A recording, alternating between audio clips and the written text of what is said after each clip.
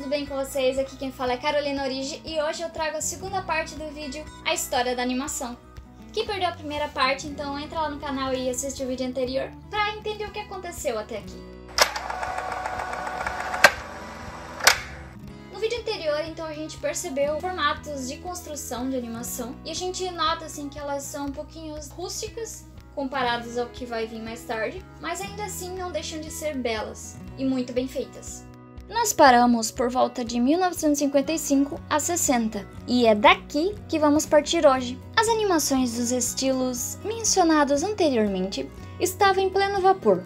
Muitas empresas começaram a fazer muito sucesso, como a própria Disney, Warner Bros, Hanna-Barbera e várias outras, que faziam o mesmo processo, com as folhas em acetato. Nesse ponto eu quero destacar que o computador já existia, mas não o computador que a gente conhece hoje, e nem a computação gráfica. E é a computação gráfica onde a gente vai entrar. As coisas começam a dar uma mudada lá por volta de 1962, quando Ivan Sutherland ele desenvolve um engenhoso programa de computação chamado Sketchpad. O Sketchpad foi um programa que permitia modificar figuras, desenhando, aumentando e girando, mas claro, com formas mais simples, voltando-se mais a desenho industrial. Em 1968, Ivan também estava no projeto de um sistema de display de realidade virtual usado na cabeça. Só que ainda nessa época, as coisas ainda estavam sendo desenvolvidas, o que significa que vai demorar um pouco para o real aproveitamento. Por volta dos anos 70, um jovem chamado Edwin Catmull, buscando se especializar um pouco mais na linguagem de computação, indo para sua pós-graduação na Universidade de Utah, acaba sendo aluno justamente do Ivan Sutherland. Em 1972, Ed ele consegue fazer uma movimentação de uma mão, a sua própria mão, de forma computadorizada. O que ele fez primeiramente foi tirar um molde de sua mão. Para isso, ele enfiou a sua própria mão em um balde de gesso e depois ele fez um modelo para ele poder calcular e reproduzir no computador através de triângulos e polígonos.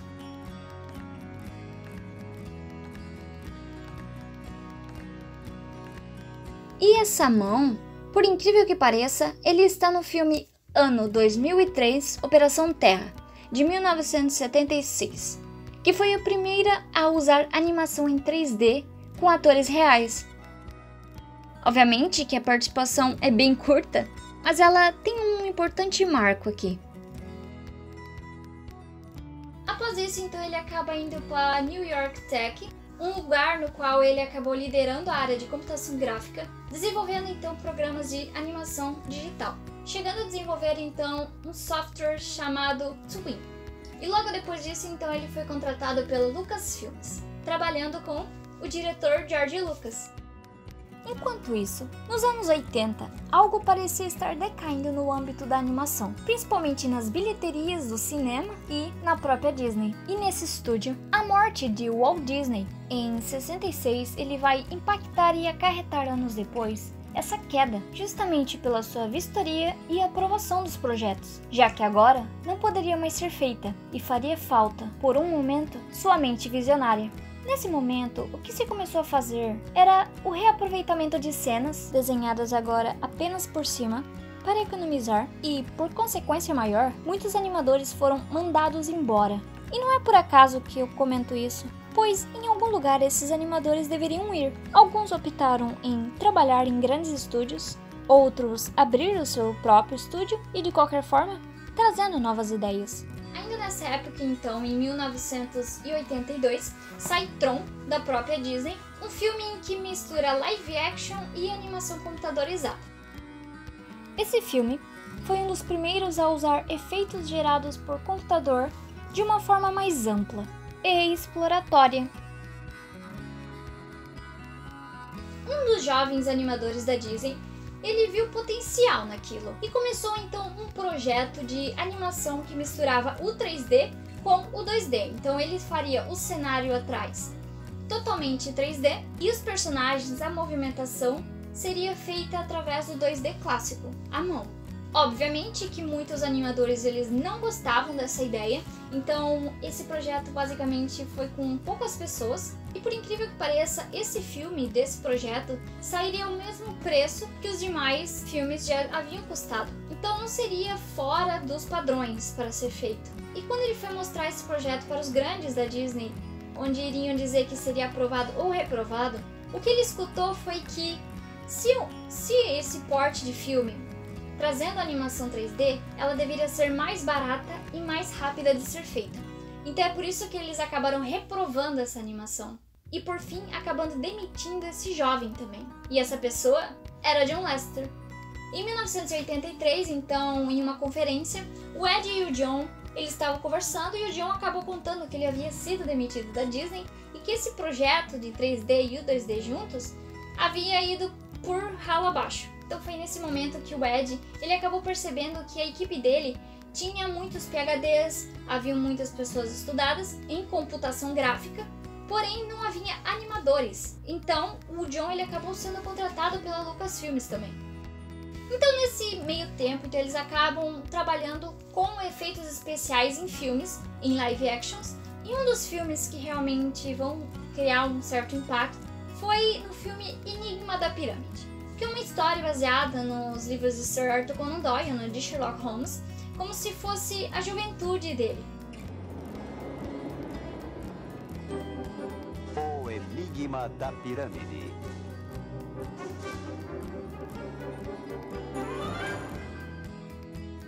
Então, onde a computação gráfica aparece em uma parte específica onde um cavaleiro ele sai do vitral e ele acaba andando, fazendo qualquer um se impressionar e perguntar como é que aquilo havia sido feito.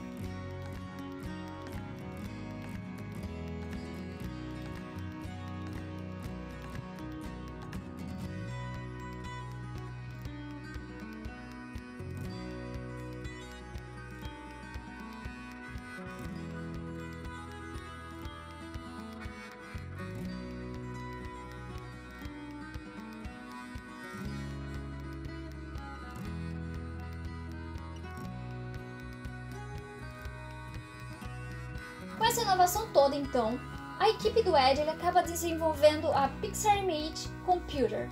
Essa nova criação transformava, então, imagem em 3D, em alta definição. E nesse contexto, acontece que o Ed e o John tinham muita vontade de fazer filmes animados, coisa que a Lucasfilmes não tinha como investir financeiramente. Como uma autorização de divisão do estúdio, agora chamado Pixar, eles começaram a procurar investidores. E é aí que Steve Jobs entra, investindo naquele sonho. Então, um primeiro curta de animação feito em 3D é desenvolvida pela Pixar, chamada Luxo.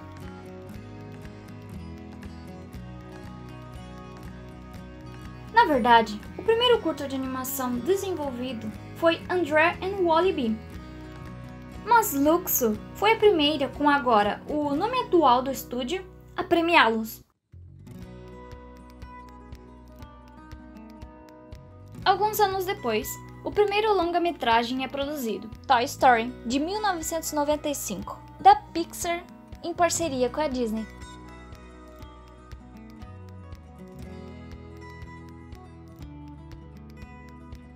A animação 3D é geralmente colocada como um possível sucessor do 2D, porém isso é um engano. Se ele fosse realmente um sucessor, ele seria do próprio stop motion, porque a ideia do stop motion e do 3D eles são muito parecidas, que é buscar as dimensões. Mas não entendo errado quando eu digo sucessor pensando em que ele vai acabar com o stop motion. Mas não, ele veio como uma forma de escolha de criar o 3D. 3D significa 3 dimensões. Isso é, existe o eixo X, o eixo Y e agora o eixo Z. Isso é, a profundidade. Uma coisa interessante é que a gente sempre acha que os filmes em que estiveram no período da renascença da Disney, eles foram feitos inteiramente em 2D, de forma clássica. Mas existe um 3D enrustido ali no meio, de forma bem escondida, em filmes como Rei Leão e Tarzan. No Rei Leão, o 3D foi incluído na cena dos gnus, que levou bastante tempo para ser feito.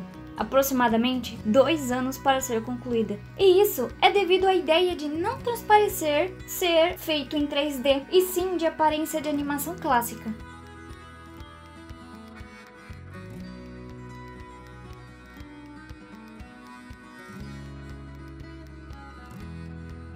Tarzan também foi realizado da mesma forma, só que com essa mistura mais presente, mantendo o personagem da forma clássica e alguns cenários no 3D, só que ainda disfarçado. Agora falando em outra tecnologia baseada na ideia da rotoscopia, de se reproduzir movimentos reais diretamente para a tela, surge então no 3D o Motion Capture.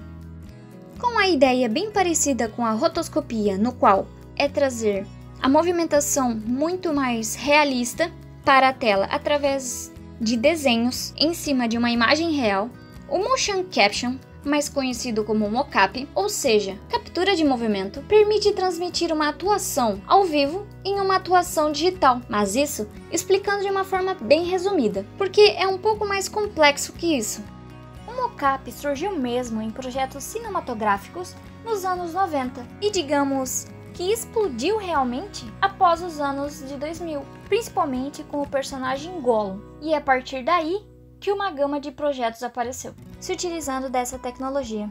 Eu não tenho como dizer especificamente quando e quem que desenvolveu, mas nas minhas pesquisas, ela foi mais desenvolvida para aplicações médicas e militares, mas que no final se voltou bastante para a animação e o CGI.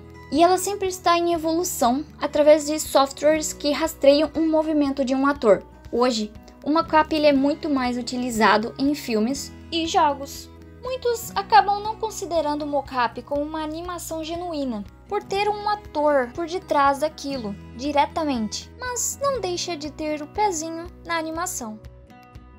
Como citado antes, Ivan participou da equipe de projeto de realidade virtual lá nos anos 60. E em 2019, a gente teve uma grande amostra de aproveitamento dessa tecnologia no filme /animação Rei Leão, onde os diretores e produtores puderam estar dentro do ambiente desenvolvido para o filme. E isso faz toda a diferença para a pessoa que está dirigindo, pois ela pode entender como funciona o ambiente, quais alterações são devidas a fazer.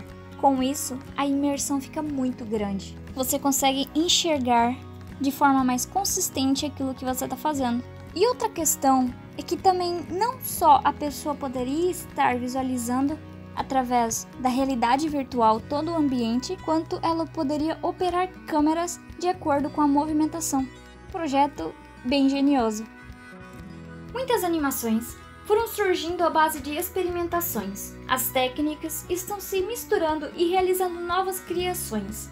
De se admirar. As técnicas, as formas, os desenvolvimentos das animações não morrem. Elas apenas se adaptam conforme a necessidade e para uma facilidade para os artistas criarem. Então a gente vai finalizando por aqui. Lembrando que esse vídeo ele tem mais foco no Ocidente. Então por isso que eu não falei sobre as obras orientais, que são muitas e é muito extensa, e também peguei apenas os tópicos principais da história da animação e pontos bem importantes para a sua evolução.